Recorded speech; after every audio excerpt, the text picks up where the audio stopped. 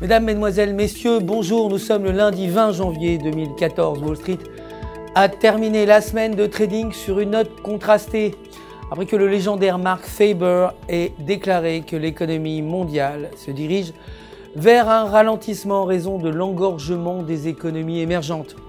Le Dow Jones a gagné 0,25%, le S&P 500 a perdu 0,39% et le Nasdaq a également perdu 0,50%.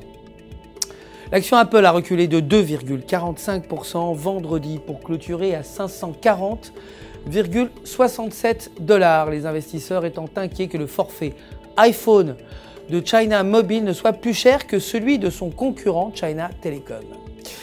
Le dollar américain s'est échangé de façon mixte par rapport aux devises majeures, alors que les mises en chantier de logements neufs se maintiennent dans la tendance haussière attendue. Cependant, les données positives de l'immobilier ont été éclipsées par le résultat de l'indice de confiance, sorti moins bon que prévu à 80,4 contre 83,4. Aujourd'hui, les banques américaines seront fermées en raison du jour de commémoration de Martin Luther King. L'or de son côté s'est renforcé, clôturant à 1253 $ l'once grâce aux données immobilières positives. Le pétrole brut, quant à lui, a progressé de 0,14%, terminant à 94,32 $ le baril vendredi. L'euro s'est déprécié face au dollar américain suivant la publication décevante des données économiques de la zone euro. La production industrielle est sortie moins bonne que prévu à 0,3% contre 0,4%.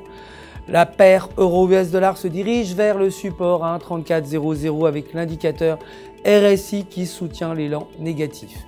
Cependant, si la paire échoue à croiser en dessous de 1,3450, elle pourrait tester la zone à 1,3600. Aujourd'hui, aucune donnée économique n'est attendue dans la zone euro. La livre sterling, pour sa part, a fini en hausse par rapport au dollar américain grâce à la publication surprenante de données économiques. Les ventes au détail sont meilleures que prévu à 2,6% contre 0,5%. Briser la résistance à 1,6455 pourrait mener la paire à la bande supérieure de Bollinger. En revanche, croiser en dessous de 1,6320 mènerait la paire en direction de la bande inférieure. Aujourd'hui, aucune donnée économique majeure n'est attendue au Royaume-Uni.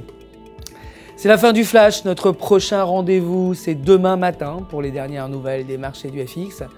D'ici là, restez bien sûr connectés avec nous sur www.ufxmarkets.com, ufxmarkets.com pour tous vos besoins de trading. Sachez faire.